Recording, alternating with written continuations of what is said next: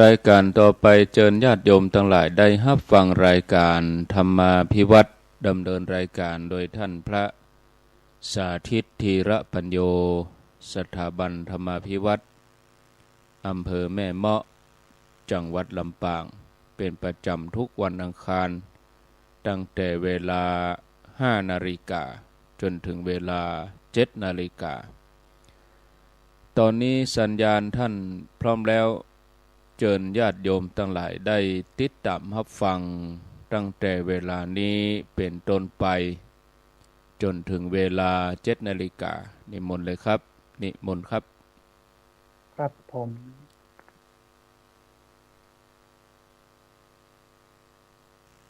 กราบถวายความเคารพพระเทรานุเถระครูบาสังฆะที่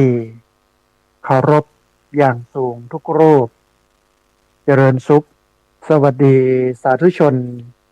ท่านผู้ฟังทุกคนทุกท่านสำหรับสาธุชนท่านผู้ฟังที่ให้เกียรติรับฟังรายการธรรมาภิวัตร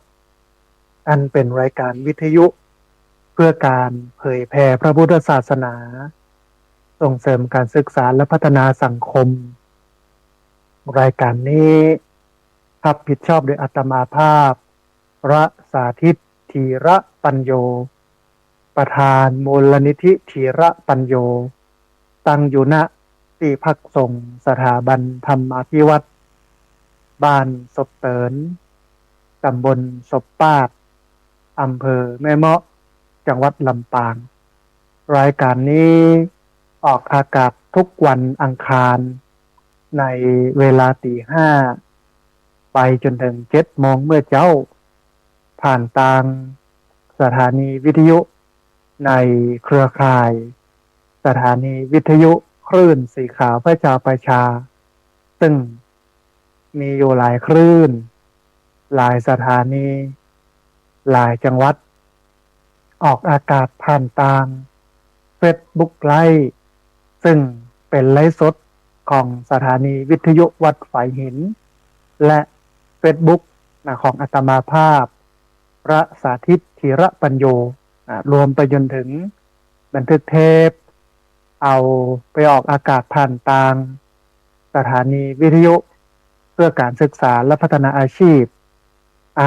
Radio Network FM 99.50 เมกะเฮิรตซ์ของวิทยาลัยเทคนิคกฟผแม่เมาะทุกวันศุกร์ในเวลา 8:00 เช้าเป็นต้นไปและเอาไปออกอากาศผ่านทางเพจของมูลนิธิธีระปัญโยซึ่งช่องทางสุดท้ายทางหลังนี้ท่านผู้ฟังสามารถไปติดตามรับฟังย้อนหลังไปก๊อปปี้ลิงก์ไปคัดลอกลิงก์เอาไปส่งเอาไปแชร์ให้กับญาติธรรมทั้งหลายได้ยินได้ฟังกันได้แถมตัวท่านผู้ฟังวันนี้เราปะกันในบรรยากาศของฤดูร้อนนะฮะในเบื้องต้นอากาศค่อนข้างที่จะร้อนมากในช่วงฤดูกาลนี้นะฮะแล้วก็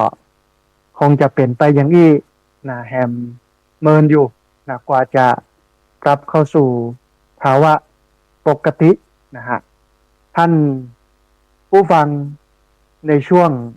ฤดูร้อนอย่างนี้มีเรื่องที่จะต้องระมัดระวังในการใช้ชีวิตเหมือนที่พระพุทธเจ้าตรัสไว้เป็นปัจฉิมโอวาทว่าวยธรรมาสังขาราอัปปมาเทนะสัมปาเทถะซึ่งก็แปลว่าสังขารทั้งหลายมีความเสื่อมไปเป็นธรรมดาหมู่เฮาทั้งหลายจงยังประโยชน์ตนและประโยชน์ผู้อื่นให้ถึงพร้อมด้วยความบ่ประมาทเทินหมายความว่าเฮาดำเนินชีวิตนะเกื้อกูลต่อตัวเองเกื้อกูลต่อคนอื่นยังประโยชน์กับตัวเองและคนอื่นนะฮะด้วยความไม่ประมาท พุทธเจ้าสอนให้เรานั่นใช้ชีวิตโดยความบ่ประมาทยิ่งในยุคเศรษฐกิจนะยุคสังคมการเมืองยุคสงครามโลกนะที่กำลังครุกรุ่นกันอยู่อย่างเงี้ยยุคภัยพิบัติทุกพิกภัยร้อนแรงนะฮะแล้วก็ภัยที่เกิดจากฟ้าฝนนะภัยที่เกิดจากโรคต่างๆกำลังคุกคามมนุษย์ทำให้มนุษย์ได้รับความเดือดร้อนเพราะฉะนั้นการใช้ชีวิตในวินาทีนี้จะต้องเป็นชีวิตที่บ่ประมาทในการใช้ชีวิตนะถ้าหากว่าเราบ่ประมาทในการใช้ชีวิตเราก็จะมีชีวิตอยู่ได้แถมเมินนะอยู่กับโลกนี้ไปปั่มเปงปรมีนะสมาทานศีลรักษาศีลนั่งสมาธินะเจริญภาวนานะฮะแต่ถ้าเอาบ่พอชีวิตนะด้วยเขาใช้ชีวิตด้วยความประมาทนะเอาอย่างอีกก็แล้วกันชีวิตเราก็จะลำบากตกต่ำนะเพราะฉะนั้นวยธรรมมาสังขาราอัปปมาเทนะสัมปาเทถะนะฮะสังขารทั้งหลายมีความเสื่อมไปเป็นธรรมดาพระเจ้าตรัสว่าพวกเธอทั้งหลายจงยังประโยชน์ตนและประโยชน์ผู้อื่นให้ถึงพร้อมด้วยความไม่ประมาทเถิดนะฮะท่านผู้ฟังภัยต่างๆที่มากับหน้าร้อนเนาะภัยแรกก็คือเรื่องของพายุบอกว่าจะเป็นลมเป็นฝนต้องระมัดระวังกันเนอะพี่น้องเขาได้หันข่าวที่เวียงจันทร์พายุลูกเห็บตกใส่หลังคาบ้านโผเป็นหูพงอันนี้ก็เป็นเรื่องที่มันน่าจะเกิดแต่เกิดขึ้นแล้วนะฮะบ้านเราอาจจะเป็นแบบนั้นต้องระวังเรื่องลมเนาะเรื่องฝนนะฮะลมฝนแล้วก็ลูกเห็บและในช่วงฤดูร้อนเนี่ยระวังแห่งอันหนึ่งก็คือการเป็นโรคลมแดดหรือว่าโรคฮิสโตรกสำหรับญาติโยมที่ญาติการแจ้งโดยหลักการแพทย์เปิ้นให้ญาติการแจ้งได้สักระยะหนึ่งก็ปิกเข้ามาพักในห้มได้ระดับหนึ่งแต่แล้วก็ไปญาติต่ออย่างเงี้ยมันจะทำให้เรานั้น มามีปัญหาเรื่องโรคฮิสโตรกนะฮะแล้วก็โรคที่มากับหน้าร้อนก็คือโรคลุท้องที่เกิดจากการกินอาหารสุกๆดิบๆนะฮะลาบจีนอะไรอย่างนี้ครับในโอกาสนี้นะถ้าเป็นของดิบอาจจะงดเว้นหรือเอาไปคั่วเอาไปอุ่นนะให้มันอุ่นเนี่ยก่อนหมอเปิ้นเน้นหรอท่านผู้ฟังกินร้อนช้อนกลางล้างมือนะโรคหนึ่งที่มานะกับความร้อนเนาะเป็นโรคที่เกิดขึ้นได้ก็คือโรคพิษสุนัขบ้านะฮะเนี่ยถ้าเรามาฟังเหมือนที่อาตมาภาพได้อูเนี่ยแสดงว่าชีวิตมีแต่กำลัง ที่จะให้เขาตกลงนะไปได้รับความลำบากเพราะฉะนั้นเราควรใช้ชีวิตด้วยความประมาทนะฮะท่านผู้ฟังวันนี้จะพาท่านผู้ฟังไปถอดรหัสประเพณีปีใหม่เมืองนะเพราะว่าแฮมบักกี้วันนี้ก็จะเป็นปีใหม่เมืองแล้วเนาะเพราะฉะนั้นวันนี้เป็นวันแรกนะของปีจะพาท่านผู้ฟังไปถอดบทเรียนนะประเพณีปีใหม่เมืองเหมือนกูครั้งกูปีที่ผ่านมาปีละครั้งนะฮะเพื่อให้ท่านผู้ฟังเข้าใจพุทธศาสนานักขึ้นคือถ้าเรามองแบบพุทธเขาก็มีวิธีการปฏิบัติแบบพุทธถ้าเรามองแบบพราหมณ์เรามองแบบผีเขาก็มีแบบปฏิบัติของพราหมณ์ของผีนะฮะเขาเป็นพุทธศาสนิกชนเพราะฉะนั้นต้องคิดหรือว่ามองโลกแบบพุทธมากกว่ามองโลกแบบพราหมณ์และแบบผีในสมัยพุทธเจ้าเนี่ยท่านผู้ฟังพราหมณ์ที่อยู่ในยุคนั้นเป็นพราหมณ์น้ำต้นเป็นพราหมณ์น้ำเก้าเป็นพราหมณ์ที่เข้มข้นไปด้วยความเป็นพราหมณ์สูงมากพุทธเจ้ายังปฏิเสธเลยแต่ณวันนี้พราหมณ์ยุค 2569 เนี่ยเป็นพราหมณ์น้ำปาย แต่พ่องปลอมพ่องหูพ่องบอกหูพ่องเนี่ยมันจะเอาไอ้อย่างกับการไปยึดไปถือเหล่านี้เพราะฉะนั้นเอาเป็นชาวพุทธก็ต้องเอาวิธีการเอาหลักการของพุทธเจ้ามาปฏิบัติอันไหนที่ณปัจจุบันนี้มันคัดกันเอาก็บ่เอาเหมือนที่พระพุทธเจ้า เปิดเผยแผ่พุทธศาสนาในพุทธกาลอันไหนที่เข้ากันได้เปิ้นก็เอามาปรับให้เป็นพุทธ อันไหนที่เข้ากันบ่ได้โดยสิ้นเชิงเปิ้นก็บ่เอาอย่านะอันนี้ก็เป็นสิ่งหนึ่งนะฮะทีนี้ท่านผู้ฟังก่อนที่จะไปถอดรหัสประเพณีปีใหม่เมืองมีข่าวบุญข่าวกุศลมาผู้ให้ท่านผู้ฟังมาประชาสัมพันธ์ให้ท่านผู้ฟังได้รับทราบนะฮะได้รับรู้นะอยู่2บุญแล้วก็ได้ร่วมอนุโมทนาได้ร่วมทำกันตัวนะฮะข่าวบุญแรกเนาะเนื่องด้วยคณะกรรมการบริหารสถานีวิทยุเครือข่ายคลื่นสีขาวเพื่อชาวประชา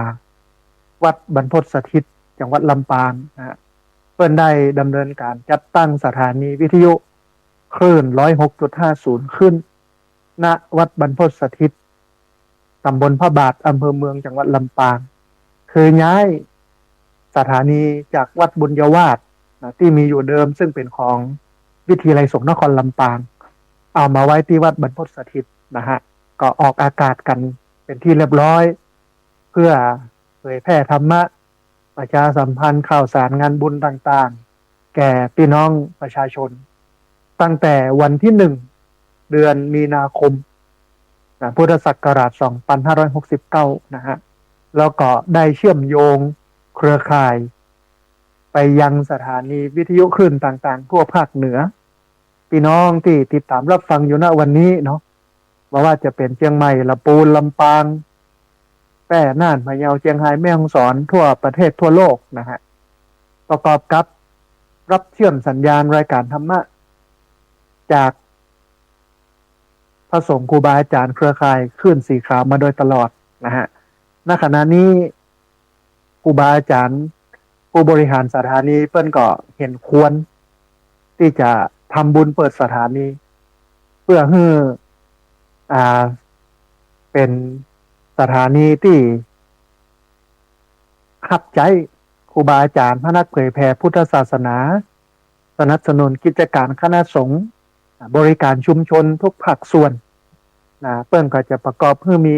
พิธีสามีจิกรรมสุมาการวะสะเก้าดำหัวครูบาอาจารย์พระนักเผยแพร่เครือข่ายสถานีวิทยุคลื่นสีขาวทุกรูปนะฮะตามกำหนดการดังต่อไปนี้เนาะ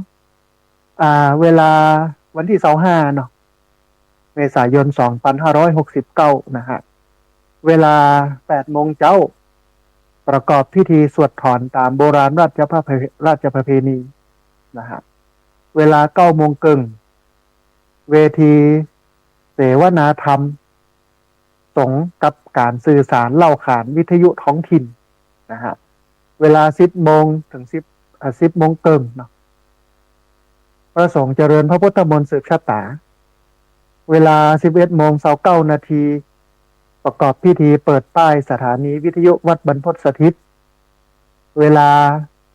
11 โมงครึ่งถึง 12 โมงครึ่งถวายภัตตาหารเพลแด่พระสงฆ์นะฮะ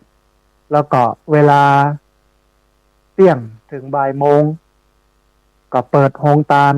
ให้ญาติโยมที่มาร่วมกินร่วมตาลในงานมากินมาตาลกันในโอกาสนี้ท่านผู้ฟังท่านใดที่อยากจะเอาโฮงตาลออกมาเลี้ยงญาติธรรมที่มางานวัดบรรพตสถิตในวันที่25เนาะไม่ว่าจะเป็นอาหารไม่ว่าจะเป็นน้ำดื่มไม่ว่าจะเป็นผลไม้ไม่ว่าจะเป็นขนมอื่นๆที่จะเอามาเลี้ยงก็เรียนเชิญเจริญพรเนอะแล้วก็ท่านใดจะสมทบทุนในการจัดงานก็เจริญพรในคณะนี้เนี่ยสามารถประสานงานไปที่ท่านพระมหาสมชาติชาตะปัญโยแสดงความประสงค์จำนงหมายในการเป็นเจ้าภาพโฮงตาลในการทำบุญได้นะฮะเวลาบ่ายโมงประกอบพิธีสามีจิกรรมสะเก้าดำหัวพระสงฆ์ครูบาอาจารย์พระนักเผยแพร่ก็อยู่ที่จำนวน50 รูปนะฮะเวลาบ่าย 2 โมงหรือว่า 14 นาฬิกาพระเจ้าพระสงฆ์ครูบาอาจารย์พระนักจัดรายการก็จะจับสลากมอบสิ่งของรางวัลตอบแทนญาติโยมนะฮะเป็นของที่ระลึกเวลา 15 นาฬิกาก็เสร็จพิธีเดินทางกลับโดยสวัสดิภาพนะฮะ ท่านผู้ฟังนี่เป็นกำหนดการงานบุญเนาะที่จะทำบุญเปิดป้ายสถานีวิทยุ106.50วัดบรรพตสถิตในวันที่5เมษายนที่จะถึงนี้มันก็เป็นเรื่องที่นักใจส่วนหนึ่งนักใจส่วนไหนก็คือน้ำมันแปลงท่านผู้ฟัง พี่น้องที่อยู่ไกลเนาะแล้วก็บ่มีกำลังทรัพย์บ่พร้อมเนี่ยก็บ่เป็นยังนะแต่ท่านใดพร้อมเนาะหอมให้หอมกันได้เหมารถตู้1 กันเนี่ยแต่ว่าแปลงหน่อยเนอะนะเพราะว่า วันก่อนต่างอบตเพิ่นก็มาคุยนะว่าตอนนี้ที่เราจะพานักเรียนไปที่พะเยาเนี่ยพระอาจารย์อันรถบัสแล้วก็รถตู้เปิ้นขอขึ้นก้านน้ำมัน เขาก็เข้าใจสถานการณ์นะเพราะว่ามันขึ้นแต่เนาะเป็น10 กว่าบาทอะนะฮะเป็น10 กว่าบาท50แล้วอะดีเซลอะนะเราก็เกิดใหม่ว่าโอ้เงินมันถ้าจะมาพอนะเนี่ยก็เลยมองว่าเดี๋ยวจะหาที่ใหม่ ในลำปางเนี่ยนะก็ว่ากันกำนึงเนี่ยเพราะฉะนั้นท่านผู้ฟังท่านใดเนาะวันที่25จะมานะถ้าพร้อมเนาะก็มาได้ถ้าบ่พร้อมก็มาเป็นยังอนุโมทนากันนะอยู่ที่บ้านหรือว่าทำบุญนะผ่านบัญชีธนาคารของวัดบรรพตสถิตนะโดยประสานงานที่พระมหาสมชาติได้นะฮะดู Facebook ของอาตมาภาพนะพระสาธิตธีระปัญโยนะฮะก็มีญาติโยมนะมากดไลค์นะหลายท่านแล้วก็มาแสดงความคิดเห็นเนาะหลายท่านต้องอนุโมทนาบุญไปเนอะที่ติดตามรับฟังกันวันนี้ออกอากาศผ่านทาง Facebook ไลฟ์ตัวผ่านทางสถานีวิทยุตัวแล้วก็ผ่านทางเพจของวัดฝ่ายหินตัวโดยท่านอาจารย์พระครูสมุวิศวัตรวรกิจโจนะฮะท่านผู้ฟังแห่มข่าวบุญนึ่งก็ช่วงนี้เป็นช่วงระดมทุนในเรื่องของการกั้นอาคารคุณแม่แชลมอุดมทรัพย์เพื่อให้พระสงฆ์ได้มีที่อยู่ที่อาศัยนะฮะที่พักสงฆ์สถาบันธรรมาภิวัตรกำลังเคลื่อนเรื่องนี้เนาะก็เชิญชวนท่านผู้ฟังเนอะที่ติดตามรับฟังอยู่มาร่วมทำบุญกันตอนนี้ยอดที่จะต้องใจก็เหลืออยู่ที่ประมาณ 4,646 บาทนะฮะใจทั้งหมดอยู่ 70,000 นะสร้างแต่งมาเรียบร้อยแล้วเนาะเหลือน้อยเดียวนะเหลือห้องน้ำกับประตูและสีนะฮะ3 อย่างเท่านั้นนะฮะ4 อย่างเหลือไฟระบบไฟห้องน้ำประตูไฟแล้วก็สีนะฮะใช้งบประมาณอยู่ 30,000 กว่าบาทในช่วงท้ายนี้นะฮะแต่ว่าตอนนี้เหลืออยู่จำนวน 4,646 บาทที่ผ่านมาเนี่ยมีญาติโยมได้มาร่วมทำบุญเนาะหลายผู้หลายคนจะได้อ่านชื่อให้ท่านผู้ฟังทั้งหลายได้ร่วมอนุโมทนาเพราะว่าเวลาวันนี้มีเยอะนะฮะก็มีคุณโยมธีรศักดิ์เหล่ารอดเทพนะแม่บัวพัดกุลันมีกลุ่มปฏิบัติธรรมวันเสาร์นะมีคุณแม่จินดาเวชโชมีแม่จันเรือนใสมีท่านพระอาจารย์มหาเอกมลทิตมโนมีคนโยมสมพรรัตนังมีดร.พัทรพรปัญชยาธนาดุลมีคุณภาวนาประทุมเพชรคุณนิเวศยมศักดิ์คุณแม่สมจิตอินทรวิจิตรคุณสิรินพัฒน์สมพงศ์คุณจินดาศรีใจวงศ์ทนายสรัตนมณีพลก้าคุณโยมเพ็ญศรีภักดีไทยคุณโยมสุภรัตน์สมดวงคุณโยมทัศนีหินวงศ์คุณโยมภัยพันธ์อินตาทาคุณแม่คำนวณกำลังแข็งแม่นิพาอัมพรสุวรรณคุณบุญรัตน์สายวงฟั่นแม่เรียบวังสมบัติแม่อุไรวันอภิธันกรคุณพิสมัยปันทกุลคุณสุวรรณจงสำริดดีคุณแม่รัตดากาวิระชัยคุณโยมคำสุขโยธินคุณโยมสุจีจันทวงศ์คุณแม่บุปผาอิทธิมณฑลคุณแม่เหรียญชาทายุคุณโยมสุทินศรีตระกูลคุณแม่สุแก้วคำอ้วนคุณแม่ศรีธรเป็นจิตคุณโยมสุทัศน์ชัยลังกาคุณโยมพรทิพย์นันทิคุณแม่ขจรสารพีคุณสุภัท ตราคำปานแล้วคุณอัญชลีเจียกขจรคุณนัทนรีอินทรพิจิตรนะท่านปลัดอำเภอแม่เมาะนะฮะแม่คิมศรีอินแก้วแม่บัวไข่กิ่งกั้มแม่สุภาพรอินศรีแม่สมสวงศรีวิกุลแม่จันแก้วสมวงศ์นะประมาณสัก4-5ท่านที่ชื่อมาเนี่ยเป็นพี่น้องต่างบ้านฟ่อนนะฮะใกล้ๆกันท่านอาตมาภาพก็ไปฮับกินฮับตาลของคุณแม่สมจินอินทรวิจิตที่บ้านแม่เหล่านี้นะที่อ่านชื่อมาก็ไปห่วมกินห่วมตาลโดยร่วมทำบุญมาตัวนะฮะมีคุณโยมวิวัฒน์ปินตาคุณโยมวีรวรรณชัยโสแม่ยอดเรือนวงคำคุณนิตยาจินดาปลูกคุณโยมนัทพงศ์อบแก้วนะท่านผู้ใหญ่บ้านห้วยเป็ดนะอำเภอแม่เมาะคุณโยมกันนิกาคุณโยมสาริกาพินโยแม่คำของมาลัดนะฮะแม่ขามอิน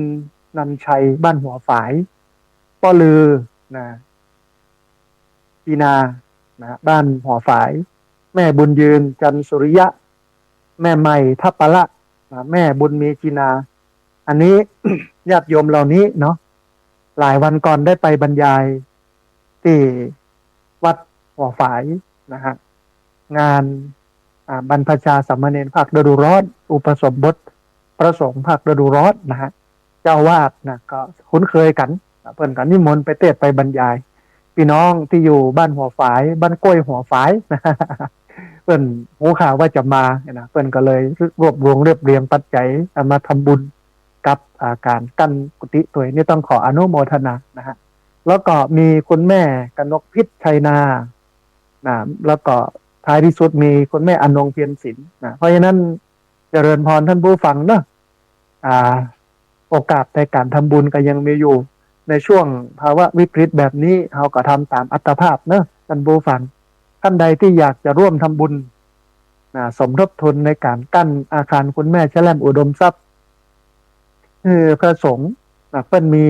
ที่อยู่ที่อาศัยก็สามารถร่วมทำบุญได้ที่ธนาคารกรุงไทยชื่อบัญชีที่พักสงฆ์สถาบันธรรมพิวัตรหมายเลขบัญชี5360755318เป็นธนาคารกรุงไทยชื่อบัญชีที่พักสงฆ์สถาบันธรรมพิวัตรหมายเลขบัญชี5360755318เป็นธนาคารกรุงไทยชื่อบัญชีที่พักสงฆ์สถาบันธรรมาภิวัตรหมายเลขบัญชี5360755318นะฮะอันนี้ต้องเอามาให้ท่านผู้ฟังได้ร่วมทำกันแล้วก็ได้ร่วมอนุโมทนาบุญกันนะฮะท่านผู้ฟังเข้ามาสู่เนื้อหาสาระของเฮาก็คือเรื่องของการถอดรหัสประเพณีปีใหม่เมืองปกติเนี่ยปีใหม่เมืองก็จะจัดกันในช่วง13 14 15ทุกปีตามปฏิทินหรือตามประกาศการยุดงานของรัฐบาลนะฮะแต่ว่าด้วยความที่ประเพณีปีใหม่เมืองเนี่ยมันบ่ได้ล็อกตายตัวแบบนั้นบางปีนะบางช่วงไม่ใช่บางปีบางช่วงซึ่งเป็นระยะเวลาของมันเช่น10 ปี20 ปีอย่างนะมันก็จะเปลี่ยนเป็นวันที่14 15 16ก็มีนะฮะแล้วก็ช่วงเนี้ยเป็นช่วงของการเปลี่ยนปีนะเป็น14 15 16จะเป็นแบบนี้ไปแถม16 ปีเมื่อถึง16 ปีก็จะปิกมาที่13 14 15แถมกำหนึ่งแต่ด้วยความที่รัฐบาลเปิ้ลมีระยะเวลาในการพักผ่อนในช่วงเทศกาลสงกรานต์ให้กับชาวบ้านเป็นระบบมันก็เลยมีอิทธิพลต่อคนเมืองหรือว่าคนล้านนานะฮะที่จริงอัตลักษณ์ของความเป็นคนเมืองของความเป็นคนล้านนาเนี่ยนอกจากภาษาอาหารการกินและวิถีชีวิตเนี่ยอื่นๆนี่แทบจะบ่แตกต่างอย่างกับคนภาคกลางแล้วนะวันนี้นะมันใกล้เคียงกันนะฮะมันมีปัญหาอันหนึ่งก็คือว่าคนเมืองเพิ่นก็ยึดถือประเพณี เมืองแล้วก็ปฏิทินของคนเมืองนะคนเมืองก็ในทัศนคติของคนเมืองกับงานประเพณีปีใหม่เมืองเนี่ยมันก็ต่างกัน บางคนก็ยึดตามตำรับตำรานะหรือว่าอ่าตามปักกระตือนปฏิทินของคนล้านนาถ้ายึดถืออย่างนั้นเนี่ยก็จะจัดงานประเพณีปีใหม่เมืองวันที่14 15 16นะฮะ14เป็นวันสังขารล่อง15เป็นวันเนา16เป็นวันพญาวันแล้วก็เป็นวันเปลี่ยนศักราชเป็นวันเปลี่ยนปี17วันปากปีที่จริงโดยระบบการนับมันเป็นอย่างนั้นนะฮะแต่ด้วยความที่ส่วนกลางรัฐส่วนกลางเปิ้นจำกัดเวลาในการพักของคนคือมันตายตัวไปเลยนะเปิ้นก็เลย13 14 15อย่างเงี้ยกันนะฮะแต่ว่ารัฐเนี่ยมันเป็นเรื่องที่มนุษย์สมมติขึ้นวันเวลานะมันเป็นเรื่องที่มนุษย์สมมุติขึ้นมาเพื่อให้คนกลุ่มใดกลุ่มหนึ่งมามากก็น้อยจะให้ปฏิบัติกันแค่หมู่บ้านต่างกันเนี่ยก็จัดต่างกันแล้วมันต้องไปอู้ถึงภาคมันต้องไปอู้ถึงจังหวัดเพราะฉะนั้นเอาสะดวกใครสะดวกมันอันนี้คือข้อสรุปจะเอาวันไหนก็ได้14 15 16 13 14 15ก็ได้เพราะมันเป็นเรื่องสมมุติโดยเฉพาะถ้ามองในมุมมองของพุทธศาสนาเนี่ยพระเจ้าบ่ได้ให้ความสำคัญกับเรื่องวันเวลาแต่ว่าเขาก็เอาชุมชนเขาว่าเปิ้นตกลงเอาวันไหนเอาความพร้อมของชุมชนเข้าเป็นที่ตั้งนะฮะแต่ส่วนหลายที่หลายตางเพื่อกระจัดตามตำราเนี่ยนะแต่อาตมาภาพเนี่ยบ่ได้มีอย่างเยอะนะฮะก็จะจัดวันที่16เวลา 8 โมงให้โยมมาทำบุญกันมาถวายเจดีย์ทรายปักตุงกันวันที่16แต่หลายที่ก็ใจวันที่15กันแล้วแต่พื้นที่นะแล้วแต่บริบทแล้วแต่ความสะดวกของใครของมันนะฮะทีนี้ท่านผู้ฟังคือเมื่อมาถึงประเพณีปีใหม่เมืองคนถึงวันนี้มันมีความสับสนสงกรานต์ก็อย่างหนึ่งนะประเพณีปีใหม่เมืองก็อย่างหนึ่งสงกรานต์นี่เป็นของคนภาคกลางปีใหม่เมืองของเป็นของคนล้านนาบางครั้งบางทีเขาก็ปิ้นกันเอาของภาคกลางมาสู่ล้านนาเอาล้านนาไปสู่ภาคกลางห้อง บางครั้งบางทีมันก็เป็นอย่างนั้นและวันนี้ด้วยความที่วันเวลามันไปไกลมันเลยทำให้คนบักหูสาระสำคัญกระแตของประเพณีปีใหม่เมืองทีนี้อันนี้สำคัญมากเลยนะท่านผู้ฟังเมื่อบอกว่ามันคือไอ้หยังมันคนปฏิบัติตัวยังไงเนี่ยคนวันนี้ก็เลยไหลไปที่การกินเหล้าเมายาและนำมาสู่อุบัติเหตุบุบโหตีตารถยนต์นะฮะนำไปสู่การเล่นน้ำนำไปสู่การดื่มการกินการเต้นลำวงหมดงานสันเล่ากลายเป็นงานคึกคืนลื่นเริงแต่ถ้าเรามองในมุมมองของชาวพุทธแบบคนปฏิบัติศีลปฏิบัติธรรมเนี่ยคนอยู่กับวัดกับวาเนี่ยเปิ้ลก็จะหันว่ามันก็มาได้มีอย่างเยอะแต่ถ้ามาปฏิบัติตามฮีดฮอยคนบักเก่าเนี่ยมันก็จะได้ความรู้ว่าประเพณีปีใหม่เมืองมันคือแบบนี้อันนี้คือปีใหม่เมืองคือถ้าตั้งคำถามนะท่านผู้ฟังว่าปีใหม่เมืองคืออะไรเนี่ยโมโหนะเขาจะตอบกันยังได้ เขาจะตอบกันยังไงนะเขาก็จะตอบกันหลากหลายความคิดนี้เนาะเป็นอย่างนั้นเป็นอย่างอี้คืออย่างนั้นอย่างนี้เพราะฉะนั้นวันนี้ก็เลยป่าท่านผู้ฟังได้มาถอดบทเรียนประเพณีปีใหม่เมืองเพื่อให้ญาติโยมได้เข้าใจสาระแท้ๆของมันแล้วก็จะได้นำไปปฏิบัติให้มันถูกต้องเมื่อเขาเข้าใจถูกต้องเนี่ยเขาก็จะปฏิบัติถูกต้องนะฮะที่เอามาอู้เนี่ยบ่ได้อู้ไปเลยอู้ในฐานะที่เป็นนักศึกษาเนาะเรียนมา เรียนมาถึงในมหาวิทยาลัย2 มหาวิทยาลัยนะฮะมหาวิทยาลัยล่าสุดเนี่ยคือมหาวิทยาลัยเชียงใหม่ที่ไปเรียนจบมาก็เลยมีความรู้โดยเฉพาะพุทธศาสนศึกษาปรัชญาศาสนาเป็นคนที่เข้าใจแล้วก็เรียนรู้เรื่องมูลนี้แล้วก็เอามาวิเคราะห์เพื่อท่านผู้ฟังทั้งหลายได้ฟังกันปกติเนี่ย ประเพณีปีใหม่เมืองทุกครั้งเขาก็จะได้ยินเรื่องเล่าของนายบัณฑิตที่ไปแข่งกันตอบปัญหากับพญาพรหม ท้ายที่สุดพญาพรหมก้านก็ตัดหัวเอาไปแห่เอาไปไว้ในถ้ำเนี่ยก็เกิดขึ้นมาเป็นนางสงกรานต์ลูกของงานพญาพรหมกี่คนเป็นนางสงกรานต์อย่างเงี้ยนะฮะอันนั้นมันเป็นฮีตภาคกลางลูกนะฮีตของคนเมืองมันเห็นคนละอย่างหรอกอันนั้นอันหลังๆมาก็เอามาสูนกันนะแต่ว่าถ้าเอามาถอดรหัสแต่เนี่ยเรื่องเหล่านี้จะมีน้อยมากแต่มันก็จะเป็นเหตุเป็นผลของมันเองนะฮะท่านผู้ฟังมาถอดบทเรียนกันมาถอดรหัสกัน สิ่งแรกที่ควรจะถอดเลยก็คือความสำคัญของประเพณีปีใหม่เมืองนะอันเนี้ยสิ่งที่ควรจะถอดที่สุดท่านผู้ฟัง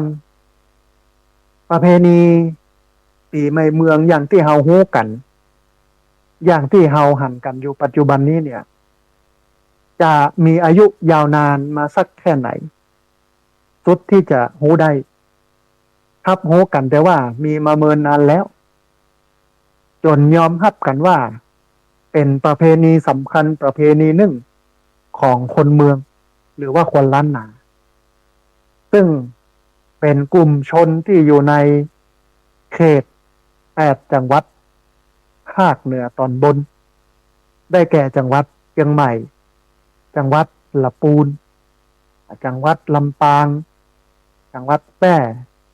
จังหวัดน่านจังหวัดพะเยาจังหวัดเชียงราย8จังหวัดเนี่ย เพิ่นฮ้องว่าดินแดนล้านนาสุดท้ายกับจังหวัดแม่ฮ่องสอนเชียงใหม่ ละปูนลำปางแพร่น่านแม่ฮ่องสอน8จังหวัดเนี่ยเพิ่นฮ้องล้านนานะฮะความสำคัญของประเพณีปีใหม่เมืองที่มีต่อคนเมืองนั้นมีนักหนาจารีท่านผู้ฟังแต่ว่ามันก็สามารถจำแนกออกเป็นข้อใดดังต่อไปนี้ความสำคัญของประเพณีปีใหม่เมืองข้อแรกซึ่งเป็นข้อสำคัญที่สุดที่เฮาฮ้องงานสงกรานต์ว่าประเพณีปีใหม่เมืองความสำคัญอันแรกของประเพณีปีใหม่เมืองก็คือมันเป็นการเปลี่ยนปีท่านผู้ฟังมันเป็นการเปลี่ยนปีการนับปีศักราชที่นิยมกันในหมู่ล้านนาเนี่ย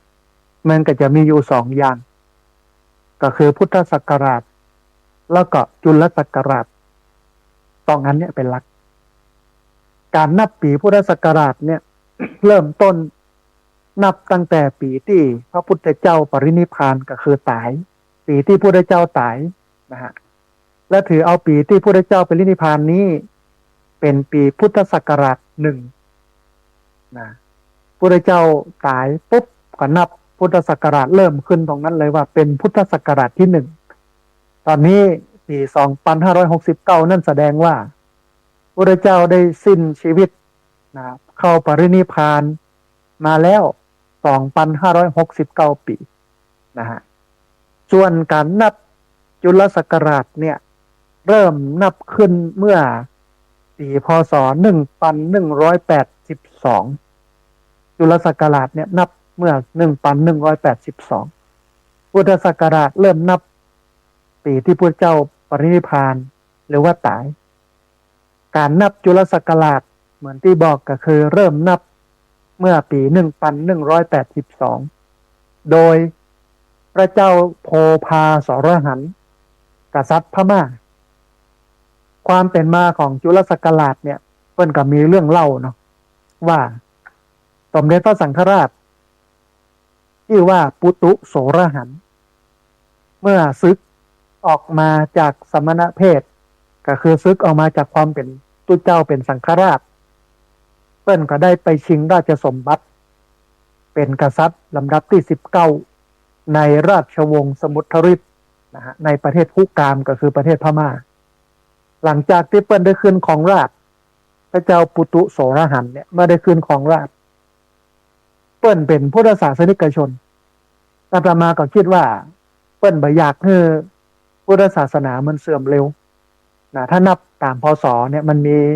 คำทำนายที่เชื่อกันไว้ว่าพุทธศาสนาจะอยู่ได้ 5,000 ปีแล้วก็จะสิ้นจะเสี่ยงไปอย่างด้วยความที่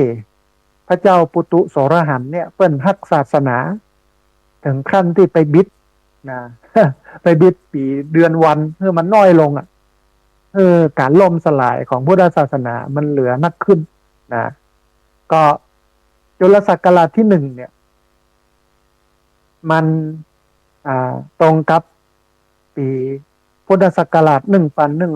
1182ดังนั้นเนี่ยจุลศักราชเนี่ยท่านผู้ฟังมันน้อยกว่าพุทธศักราชไปจำนวน1181ปีนะฮะแล้วก็ในสมัยรัชกาลที่5เนี่ยเปิ้นเน้นย้ำการใช้พุทธศักราชแล้วก็ลบศักราชต่างๆรัตนโกสินทร์ศกจุลศักราชอะไรอย่างออกไปนะฮะคือมันเป็นสากลนะฮะโดยรัชกาลที่5นะฮะอันเนี้ยคือสิ่งหนึ่งที่เราได้หันดังนั้นด้วยเหตุนี้ท่านผู้ฟังจึงทำให้คนเมืองหรือว่าคนล้านนาเนี่ยใช้จุลศักราชที่ท้องเป็นอักษรย่อว่าจอจานสอหอสลาจอสอเป็นหน่วยนับปีศักราช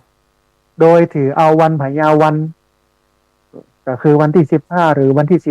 16ตามการนับจันทรคติก็คือเอาพระจันทร์เป็นตัวตั้งการขึ้นการลงของพระจันทร์เป็น1 วัน บางทีก็นับแถมอย่างหนึ่งก็คือสุริยคติเอาพระอาทิตย์เป็นขึ้นเป็นลงแน่นอนว่านับ2อย่างเนี่ยวันเวลามันต่างกันนะวันหนึ่งนะฮะมันเวลามันต่างกันวันหนึ่งนะฮะทีนี้ต่อมาเมื่อมีการรวมประเทศเพื่อเป็นอันหนึ่งอันเดียวกันในสมัยรัชกาลที่5รัชกาลที่6ที่4นะฮะบวกกับการไล่บ้าของกระแสวัฒนธรรมของภาคกลางผ่านสื่อต่างๆสื่อทีวีสื่อหนังสือพิมพ์สื่อวิทยุเดี๋ยวนี้ซ้ำไปไกลนะไปเร็วผ่านสื่ออินเทอร์เน็ตอยู่บนหน้าจอมือถือเราเลยนะฮะมันก็เลยทำให้การใช้จุลศักราชเนี่ยเป็นหน่วยนับปีศักราชพร้อมกับวิถีชีวิตของคนเมืองหรือว่าคนล้านนามันเลือนรางลงคงเหลือไว้แต่ในวงการโหราศาสตร์วงการศาสนาหรือว่าในหมู่ผู้เฒ่าผู้แก่เท่าอั้นนะฮะคนไทยทั่วไปเนี่ยยากที่จะเข้าใจหรือว่ายากที่จะสนใจเรื่องนี้ณขณะนี้ปี2569ก็ตรงกับปีจุลศักราช1388นะวันเนี้ยเป็นปีจุลศักราช1388แต่จะเปลี่ยนกันในวันที่16เมษายน2569ในวันที่16เมษายนเนี่ยเป็นวันพญาวันเป็นวันเถลิงศพเป็นวันขึ้นปีใหม่เปลี่ยนศักราชจากจุลศักราช1387เป็น1388นะฮะในวันที่16คนเมืองบ่เก่าโบราณเปิ้นก็นับอายุนะฮะตามการเปลี่ยนของวันพญาวันจนกระทั่งมีวัฒนธรรมเรื่องของวันเดือนปีแบบสากลก็คือมกรากุมภามีนามาสิ่งเหล่านี้การนับปีจุลศักราชก็เลือนลางลงอย่างที่บอกว่าก็เหลือไว้ในวงการโหราศาสตร์เหลือไว้ในวงการศาสนาหรือว่าอยู่ในหมู่ผู้เฒ่าผู้แก่ตอนนั้นคนรุ่นใหม่ยากที่จะเข้าใจนะฮะเพราะฉะนั้นเนี่ยความสำคัญของประเพณีปีใหม่เมืองก็คือการเปลี่ยนปีจุลศักราชจากจุลศักราช1ไปสู่จุลศักราช1จากพุทธศักราช1ไปสู่พุทธศักราช1ถ้านับแบบสากลปีเปลี่ยนศักราชของพุทธศักราชก็คือวันที่31ธันวานะฮะแล้วก็ไปถึง1มกราของทุกปีมันก็เหมือนกันของคนเมืองคนล้านนานี่ซึ่งเป็นประเทศที่มีอัตลักษณ์หรอกเป็นประเทศที่มีวัฒนธรรมมีรากเหง้าศาสนามีความเป็นตัวเป็นตนของล้านนาเองถึงแม้ว่าจะถูกทำลายถูกดึงถูกดูดถูกสอดแทรกจากภาคกลางอะไรอย่างมากก็ตามเนี่ยนะฮะคนล้านนาก็ยังถือแบบนี้นะฮะนับกันแบบนี้พอกันแบบนี้ประเพณีวัฒนธรรมก็เดินกันแบบนี้นะเพราะฉะนั้นง่ายๆนะความสำคัญ ของประเพณีปีใหม่เมืองข้อแรกก็คือเรื่องของการเปลี่ยนศักราชจากจุลศักราช1387มาเป็นจุลศักราช1388ในวันที่16สิงหาคม16เมษายนขออภัยพุทธศักราช2569ที่จะถึงนี้อันนี้คือปีใหม่เมืองท่านผู้ฟังปีใหม่เมืองคืออันนี้นะฮะมันไม่ใช่ไปกินเหล้ามันไม่ใช่ไปเนี่ยอย่างอื่นที่มันเลยเถิดตามความเป็นจริงนะอันนี้คือความสำคัญข้อแรกคือการเปลี่ยนศักราชจากจุลศักราช1387มาเป็นจุลศักราช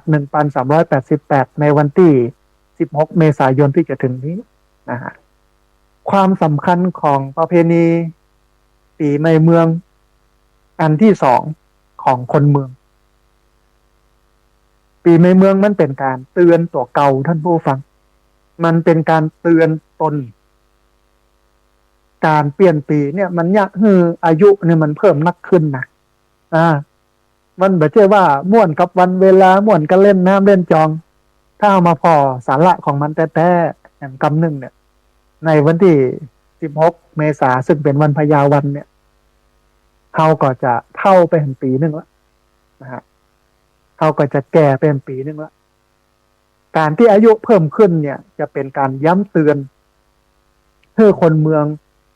รู้ถึงความเปลี่ยนแปลงของวัยนะโดยกลุ่มแรกคือกลุ่มละอ่อนกลุ่มละอ่อนนี่จะรู้สึกว่าหมู่เขานี่ใหญ่ขึ้นโตขึ้นเป็นหนุ่มเป็นสาวจากละอ่อนเนี่ยกลายมาเป็นหนุ่มเป็นสาวซึ่งเป็นวัยที่มีพลังนักนะละอ่อนเนี่ยเป็นวัยที่จะเนี่ยสิ่งต่างๆได้มากทั้งในแง่ดีแล้วก็แง่เสียดังนั้นคนในวัยนี้เนี่ยควรนำเอาพลังที่มีอยู่เนี่ยไปใช้ในทางสร้างสรรค์ก่อคุณหรือว่าประโยชน์ให้กับสังคมมากกว่าไปก่อทุกข์ก่อโทษให้กับสังคมนะฮะละอ่อนเมื่อถึงปีใหม่เมืองขึ้นมาก็จะมีกำกึดขึ้นมาว่าโอ้บัดเดี๋ยวนี้เขากลายเป็นคนหนุ่มคนสาวแล้วลูกเขาควรจะเอาพลังที่มีอยู่ในไปสร้างสรรค์สังคมกันดีกว่าไปก่อให้เกิดทุกข์เกิดโทษต่อสังคมแต่ถึงวันนี้หันละอ่อนเนาะนะที่เป็นแก๊งเด็กแว้นนะและที่สำคัญที่สุดวันนี้ที่กำลังเป็นที่ฮิตฮอตของคนหนุ่มรุ่นใหม่ก็คือไปเป็นเจ้าของเว็บการพนันนะฮะนอกจากแต่ก่อนเป็นบัญชีม้าเดี๋ยวนี้กลายเป็นเจ้าของเว็บการพนันอันเนี้ยมันทำให้สังคมมันเสื่อมตัวเก่ามันเสื่อมเพราะฉะนั้นละอ่อนเมื่อถึงปีใหม่เมืองมาเพิ่นก็จะต้องโอ้เขาแก่ขึ้นมาแหมรู้นี่เขาโตขึ้นมาเป็นหนุ่มเป็นสาวเพราะฉะนั้นเอาพลังที่มันมีอยู่เนี่ยไปสร้างสรรค์สังคมไปช่วยหั่นช่วยนี่เนี่ยนั่นอย่างนี้อันเนี้ยคือสิ่งที่ควรทำนะฮะละอ่อนนะเป็นการเตือนตนนะละอ่อนก็จะต้องเตือนตัวเองอย่างนี้นะฮะใหญ่ขึ้นมาแหมน้อยหนึ่งวัยหนุ่มสาวท่านผู้ฟังหนุ่มสาวนี่จะรู้สึกว่าตัวเก่านั้นเป็นคนใหญ่เพิ่มนักขึ้นนั่นหมายความว่าจะต้องมีความรับผิดชอบนักขึ้นมีความอดทนนักขึ้นมีความเป็นเหตุเป็นผลนักขึ้นนะสรุปก็คือจะต้องเป็นคนที่มีกำกึดนักขึ้นนั่นเองวัยหนุ่มสาวเนี่ยเป็นวัยที่จะต้องมีกำกึดนักขึ้นต้องลดความเห็นแก่ตัวนะมาพอความเป็นเหตุเป็นผลมาพอความอดทนนักขึ้นวัยหนุ่มสาวนี่มันพ้นจากวัยละอ่อนแล้วลูกมันเป็นวัยยากการวัยทำงานซึ่งมันก็กระทบกับคนหลากหลายด้วยนั่นก็จะต้องอดทนนักขึ้นมีเหตุผลนักขึ้นมีกำกึดนักขึ้นอันนี้วัยหนุ่มสาวนะเมื่อถึงปีใหม่เมืองมาถึงเนี่ยเพิ่งก็จะกึดแบบนี้โอ้เขาแก่เป็นปีแล้วเนี่ยวันที่16เมษายนที่จะถึงเนี่ยอายุเขาก็จะเพิ่มขึ้นปีนึงเนี่ยตามคติความการนับวันเดือนปีคนเมืองเพราะฉะนั้นเขาเองเนี่ยจะต้องเป็นคนที่อดทนเนอะเป็นคนมีเหตุมีผลนะเป็นคนที่มีกำกึดนะนะฮะถ้าได้อย่างเนี้ยมันจะงามแต่ว่าคนโบราณคนล้านนามาเก่าเพิ่นเกิดกันอย่างนี้ต่อมาแห่งวัยหนึ่ง ท่านผู้ฟังวัยคนใหญ่วัยหนุ่มสาวนะเลยวัยหนุ่มสาวมาละเป็นวัยคนใหญ่คนใหญ่เนี่ยจะรู้สึกว่าตัวเก่าเนี่ยเริ่มก้าวย่างเข้าสู่วัยชราเป็นวัยที่พ้นจากการกินการแอวการเล่นม่วนงันสารเล่าแล้วก็การไปมั่วสุมยุ่งเกี่ยวกับอบายมุขแล้วเพราะว่าเป็นวัยที่จะต้องเป็นที่เปิ้งหรือว่าเป็นแบบอย่างในทางที่ดีกับคนในวัยละอ่อนหนุ่มสาววัยคนใหญ่จะต้องทิ้งอบายมุขจะต้องทำตัวเป็นยะเป็นอย่างเป็นชิ้นเป็นอันเป็นแบบอย่างให้กับหนุ่มสาวละเด็กละอ่อนได้เห็นแต่ที่มันยุ่งดึงวันเนี่ยนะสังคมไทยเนี่ยมันยุ่งกับวัยคนใหญ่เนี่ยนะเป็นวัยคนใหญ่ที่บ่มีศีลมีธรรมเยอะมันก็เลยทำให้บ้านเมืองปั่นป่วนวุ่นวายเพราะฉะนั้นเมื่อถึงประเพณีปีใหม่เมืองขึ้นมาคนใหญ่ในฐานะที่เป็นคนเมืองที่อยู่ในดินแดนล้านนาเชียงใหม่ลำพูนลำปางไปน่านพะเยาเชียงรายแม่ฮ่องสอนแต่จะต้องมีทัศนคติความคิดความเชื่อว่าเอานี่ก้าวย่างเข้าสู่วัยคนเฒ่าแล้วเด็กอายุแก่ขึ้นมันเป็นวัยที่จะต้องพ้นจากการกินพ้นจากการแอวการเล่นสนุกสนานแต่ตึงวันเนี่ยวัยเนี่ยเป็นวัยนำเปิ้นเนี่ยหมดนะเนี่ยงานวัดงานวางานไหนเอาดนตรีเอาลำวงเอานั่นไปเนี่ยวัยนี้ยุ่ง แต่ถ้าคนในวัยนี้กึดนะกึดว่าเขาก้าวเข้าสู่วัยชราลูกเขาจะต้องละเว้นอบายมุขและเป็นแบบอย่างให้กับคนหนุ่มคนสาวควรจะเป็นกำกึดแบบนี้สำหรับวัยคนใหญ่นะเบอร์ใจปลาละอ่อนไปรู้ เบอร์ใจปลาละอ่อนไปแล้วเอาจะต้องทำดีไว้ให้ลูกทำถูกไว้ให้หลานนะฮะสร้างความดีงามให้กับสังคมไม่ใช่ว่ามาให้มันเสี่ยงเนี่ยมดรุ่นเฮาเนี่ยรุ่นต่อไปก็บ่ต้องไปเอาอย่างละอันนี้เป็นกำกึดที่บดีทีนี้แถมวัยหนึ่งคือวัยคนเฒ่าคนแก่คนเฒ่าคนแก่เนี่ยก็จะรู้สึกว่าตัวเก่านั้นใกล้จะถึงที่สุดของการเดินทางบนเส้นทางแห่งชีวิตแล้วดังนั้นเนี่ยคนในวัยนี้จะหันหน้าเข้าวัดกินตามเอาบุญตั้งหน้าเพื่อแสวงหาความสุขสงบในบั้นปลายชีวิตแล้วก็เพื่อที่จะสั่งสมเสบียงก็คือบุญเอาไว้ในภพหน้าจากหน้าคนเฒ่าคนเถิบก็เข้าวัดเข้าวากินตามอย่างเดียวแต่วันเนี้ย วิถีวัฒนธรรมแบบเนี้ยมันบอกค่อยมีแล้ว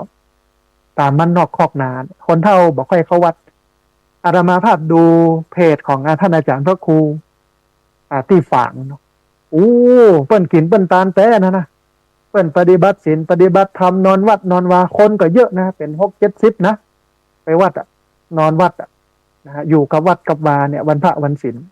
แต่ตามลำปางเนาะไม่เหมาะนี่แทบบ่มีเลยนะวันพระวันศีลไผจะไปนอนวัด แทบบ่มีเลยนะแต่ว่าเมื่อถึงวัยนี้แล้วเนี่ยมันก็จะต้องโปร่งวางตั้งโลกนะฮะเรื่องภาระต่างๆให้กับลูกหลานจัดการตัวเองก็มุ่งหน้าเข้าสู่ธรรมอย่างเดียว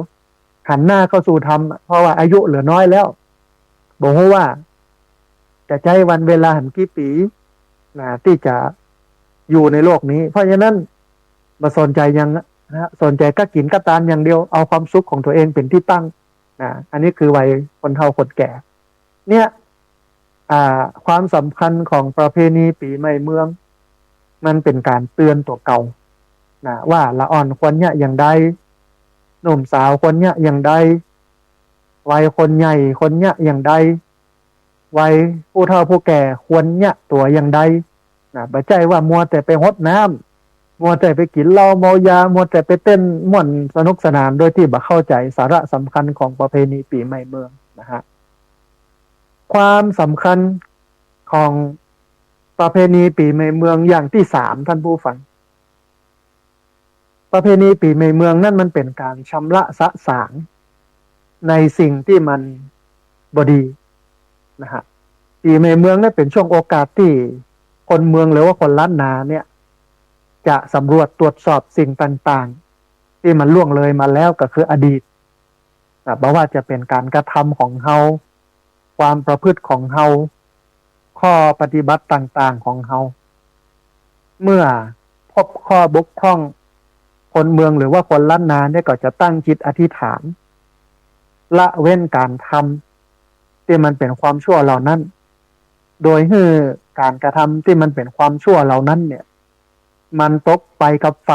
มันไหลไปกับน้ำมันล่องไปกับสังขารแล้วก็ตั้งต้นทำในสิ่งที่ดีต่อไปเพราะฉะนั้นเนี่ยถึงเวลาปีใหม่เมืองขึ้นมาเนี่ยคนเมืองก็จะชำระสะสางในที่นี้ก็คือชำระสะสางตัวเองตั้งเป้า ทำความดีใหม่ไอ้อย่างที่มันล่วงไปแล้วก็ปล่อยไปมันตกไปกับไฟมันไหลไปกับน้ำมันล่องไปกับสังขารละ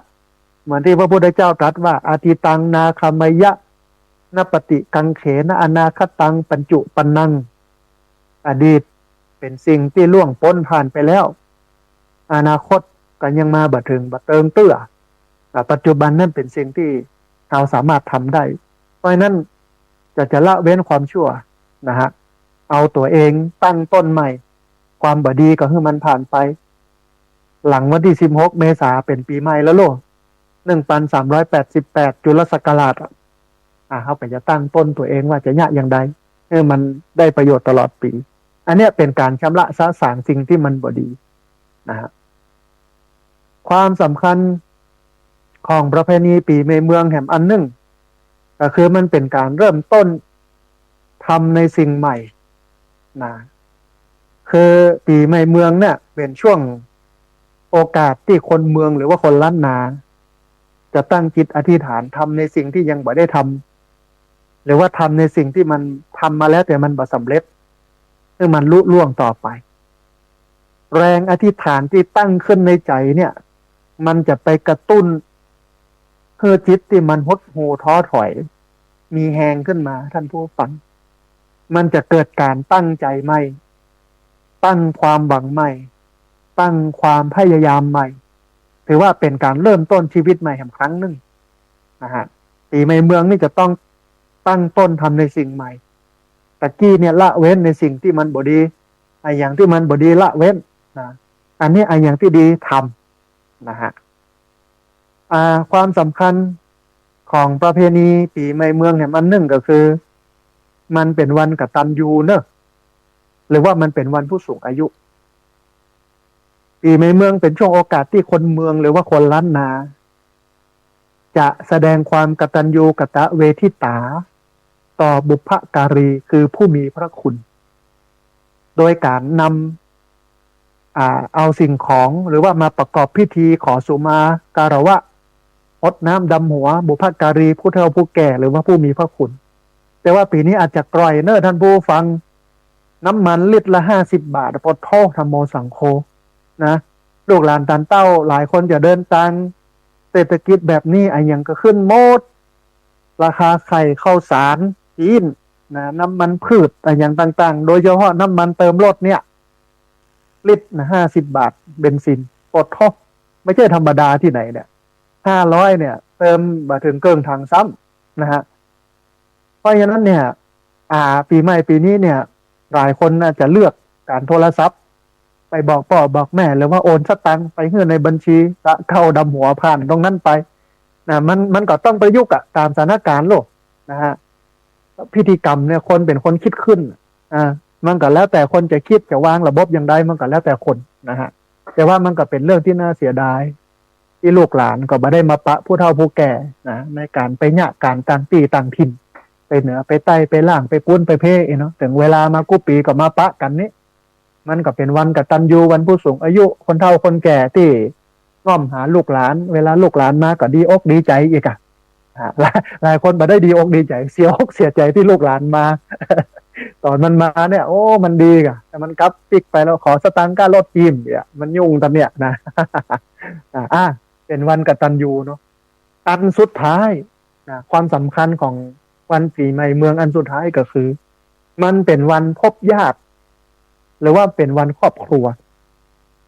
ปีใหม่เมืองเนี่ยท่านผู้ฟังเป็นช่วงโอกาสที่คนเมือง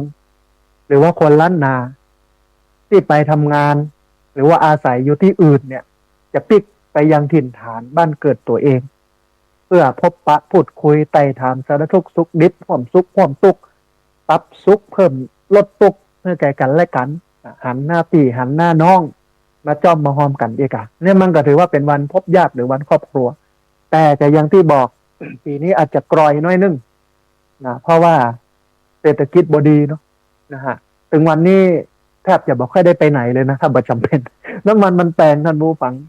วัดก็ได้รับผลกระทบเยอะนะฮะโยมบอกค่อยมากินมาตานเนาะลำบากอยู่แล้วก็ยังลำบากไปแหมนะมันก็ต้องสู้เนาะต้องอดทนกันต่อไปท่านผู้ฟังนะฮะนะอันเนี้ย ก็คือความสำคัญของประเพณีปีใหม่เมืองนะฮะก็มันผ่านไปแล้วนะเรื่องของความสำคัญของประเพณีปีใหม่เมืองความสำคัญแรกก็คือมันเป็นการเปลี่ยนศักราชจากจุลศักราชหนึ่งไปสู่จุลศักราชหนึ่งจากปีหนึ่งไปปีหนึ่งเพิ่นก็เลยฮ้องว่าปีใหม่ที่มันเป็นเมืองก็เพราะว่ามันใช้จุลศักราชนับมันไม่ใช้พุทธศักราชนับเหมือนสากลทั่วไปตอนเนี้ยมันเป็นปีจุลศักราช1,337นะฮะจะเปลี่ยนเป็นจุลศักราช1,388ในวันที่16 เมษายนที่จะถึงนอกจากเป็นวันเปลี่ยนปีแล้วนะมันยังเป็นปีใหม่เนี่ยมันเป็นการเตือนตัวเก่ามาว่าจะเป็นวัยละอ่อนวัยหนุ่มสาววัยคนใหญ่วัยผู้เฒ่าผู้แก่นะฮะว่าควรจะเนี่ยตัวอย่างใดเมื่อประเพณีปีใหม่เมืองมาถึงเราก็จะทำพฤติกรรมแบบเนี้ยสุดปีให้มันดีเนี่ยนะฮะบางครั้งบางทีถ้าบัดเตือนตนมันลืมนะท่านผู้ฟังนะคนเราเนี่ยโลกมันกลืนโลกมันกลืนเข้าไปแถมอันหนึ่งก็คือปีใหม่เมืองนั้นมันเป็นการชำระสะสางสิ่งที่มันบ่ดีนะฮะอันไหนที่มันบ่ดีก็ชำระสะสางไปให้มันดีแถมอันหนึ่งมันเป็นการเริ่มต้นทำในสิ่งใหม่ตั้งจิตอธิษฐานใหม่เนี่ยใหม่นะฮะ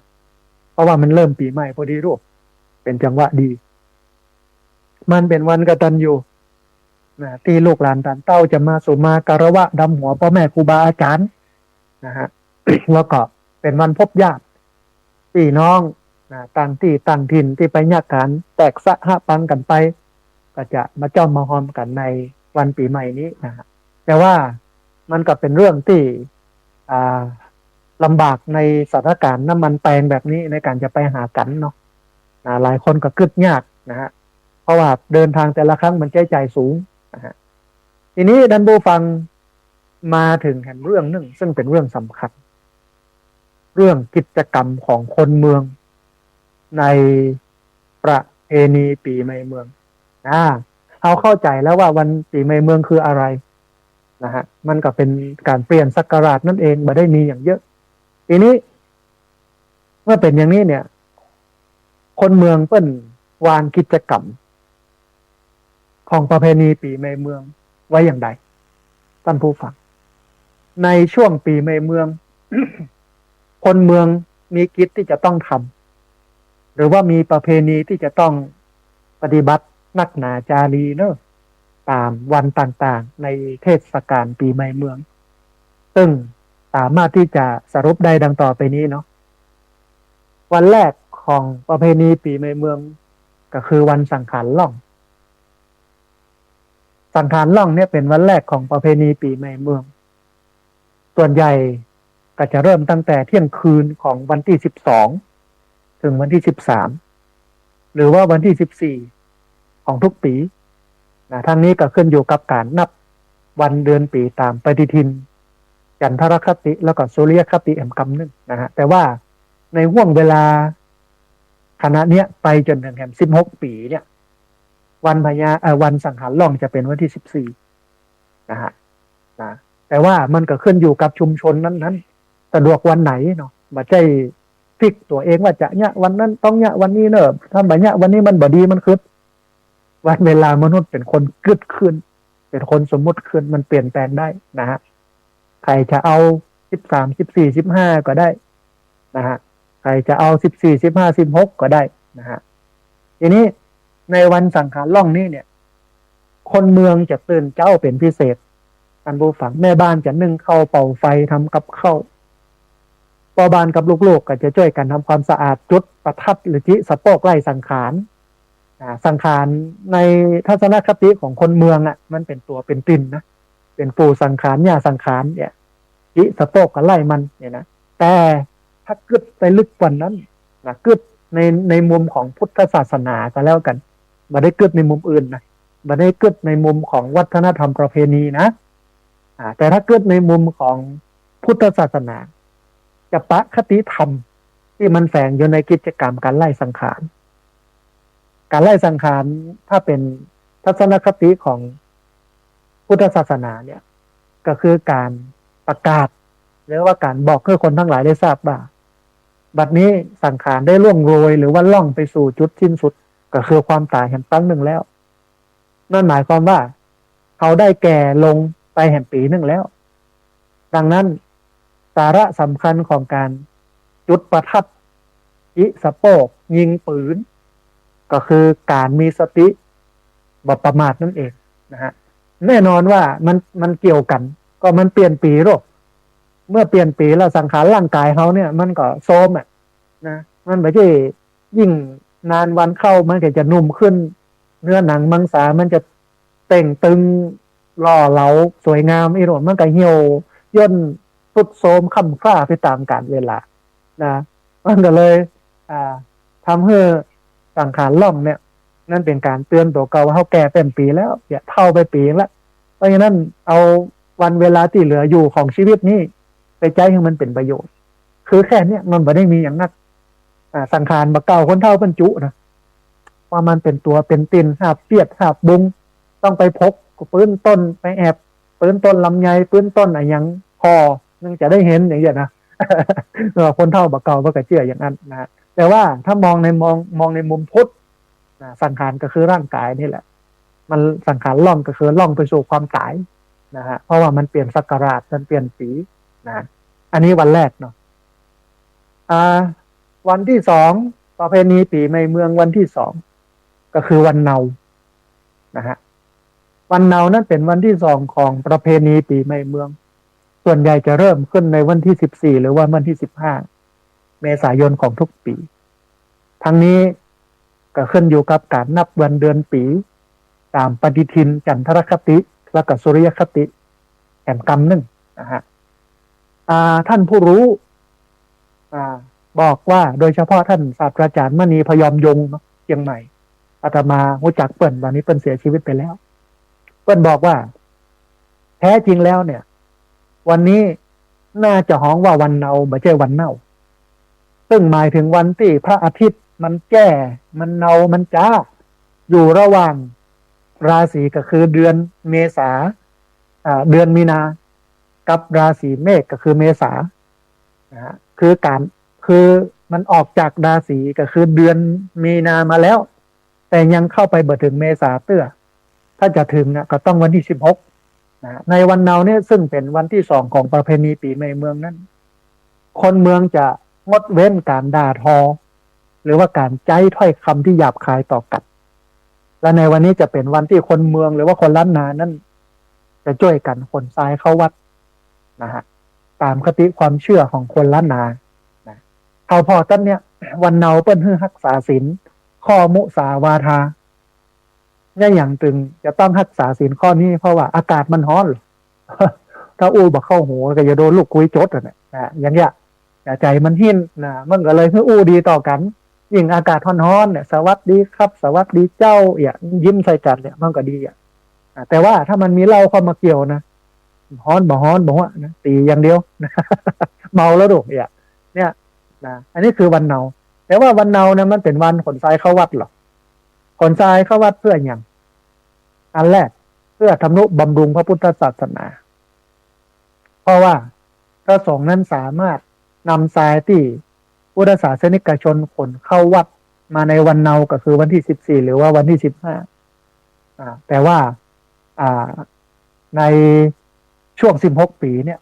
ภายใน16ปีเนี่ยก็จะเป็นวันที่15นะฮะเป็นวันเนาเนาะพุทธศาสนิกชนขนทรายเข้าวัดทุกเจ้าก็เอาทรายนั้นไปใช้ก่อสร้างหรือว่าบูรณะปฏิสังขรณ์ศาสนวัตถุต่างๆรวมไปจนถึงในสมัยตะก่อนวัดสมัยตะก่อนเนี่ยเปิ้นมีคติความเชื่อแปลงวัด โดยมีคติของพราหมณ์เข้ามาเกี่ยวข้องนะฮะพราหมณ์เวลาเปิ้นแปลนะอย่างเนี้ยศาสนสถานเปิ้นจะกึดว่าเปิ้นเป็นเขาพระสุเมรุอยู่กลางทะเลสีทันดรทรายนี่ก็คือทะเลสีทันดรที่อยู่รอบนะฮะพระธาตุหรือว่าวิหารก็เหมือนพระสุเมรุคติความเชื่อเนี่ยถ้าขายไข่หันนะต้องไปวัดพระธาตุลำปางหลวงจะได้หันวัดพระธาตุลำปางหลวงสร้างโดยแนวคิดของพราหมณ์นะโดยอาศัยเขาพระสุเมนอยู่บนทะเลสีทันดรในวัดพระธาตุลำปางหลวงก็เลยมีลานทรายนะฮะเต็มไปหมดเลยอย่างเงี้ยนะฮะแต่ว่าคนสมัยตะก่อนการขนทรายเข้าวัดก็เพื่อให้ตัวเจ้าได้ใจทรายนั้นแล้วก็ให้ลูกหลานที่ไปเล่นในวัดไปล่นเล่นวิ่งเล่นในวัดจะได้ปลอดภัย